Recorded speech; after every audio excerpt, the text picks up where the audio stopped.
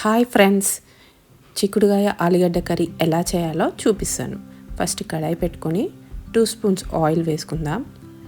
Oil heat అయినాక పచ్చిమిరపకాయలు, కరివేపాకు వేసుకొని ఫ్రై చేసుకుందాం.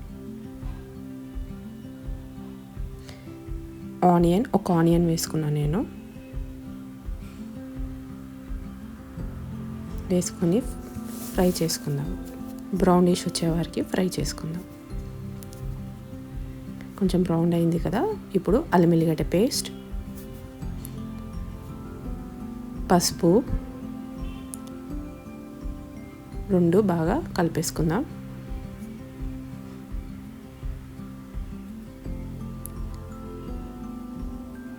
అల్లం ఎల్లిగడ్డ పేస్ట్ వేసాం కదా, మంచిగా కలుపుకున్నాక ఆలుగడ్డలు వేసుకుందాం.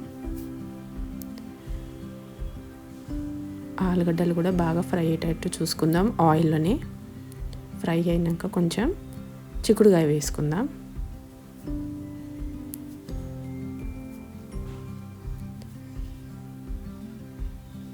బాగా కలిపేసుకుందాం. బాగా అంతా ఈక్వల్గా కలిపేసుకుందాం.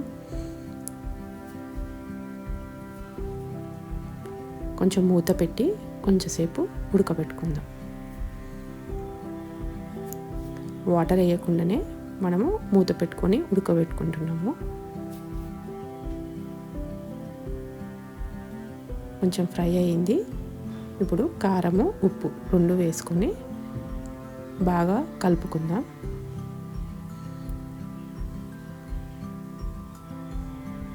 కొంచెం ఆయిల్ అనే ఫ్రై అయితే బాగుంటుంది టేస్ట్.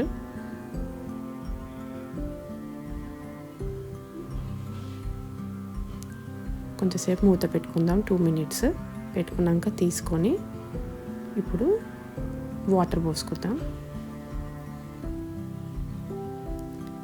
పోసుకొని మంచిగా కలిపేసుకొని మళ్ళీ మూత పెట్టేసుకుందాం. ఇప్పుడు ఉడుకుతుంది కదా,